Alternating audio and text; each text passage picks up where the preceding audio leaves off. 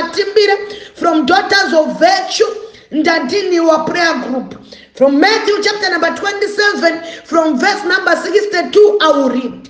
On the next day, which followed the day of preparation, the chief priest and Pharisee gathered together to Pilate, saying, "Shall we remember while he was still alive, how that deceiver said, after 3 days I will rise. Therefore command that the tomb be made secure until the 3rd day, lest his disciple come by night and steal him away, and say to the people, he has risen from the dead. So the last deception will be worse than the first." Pilate said to them, "You have a God, go your way, make it as secure as you know how." So they went and made the tomb secure, sealing the stone and setting the guard. The guy then topinda munyai. Verse number 61. Maria Magdalena no mama Maria vakanga varipo vagere vakatarisana nebwiro. Fume mangwana ndiro zuva raitera, zuva rekugadzirira vaFilistia vakuru nevaFarisi vakaungana pana Pilate. Vakati, "Ishe, tinorangarira kuti munyengeri uyu achiri mupenyu akati, mazuva matatu apfuura ndichamuka." My God, my God, my God. Toda kuti upabate ipapo. Mazuva matatu ndichamuka. Asati atoroverwa. Wakasiya avaudza, wakasiya aparidza kuti after 3 days I'm going to resurrect again. Saka rairai kuti bwiro richengetwa kusvika zuva retatu kuti vadzidzi vake varege kuuya usiku vakamuba, vagoti kuvanhu, wamutswa kuvakafa, kurashika kwekupedzisira kukazopfuura kwekutanga. Pilate akati kwavari, "Imi muna varindi, endai munochengeta bwiro." Mwari varopafadza kuverengwa kweshoko rake. Ndauya kuzoencourage umwe mudzimai wandiri kuda kuti asimuke tigopinda muprayer. Tiri kuda kudeclare masikati anhasi, titi kunyange mukaririnda bwiro, kunyange mukatumira vanochengeta, kunyange mukarinda destiny yangu, kunyange mukarinda manage yangu, kunyange mukarinda business rangu, pane mudzimai ari kuti ndauya kuzodeclare nezuva retatu inobuda, nezuva retatu aurizareta. Pane mudzimai ane zvakafa, pane mudzimai ane marriage yakafa, pane mudzimai ane business rakafa, pane mudzimai ane utano hwakafa. Ndambotumira posta randata, kunyange mukaririnda guva, unonyeka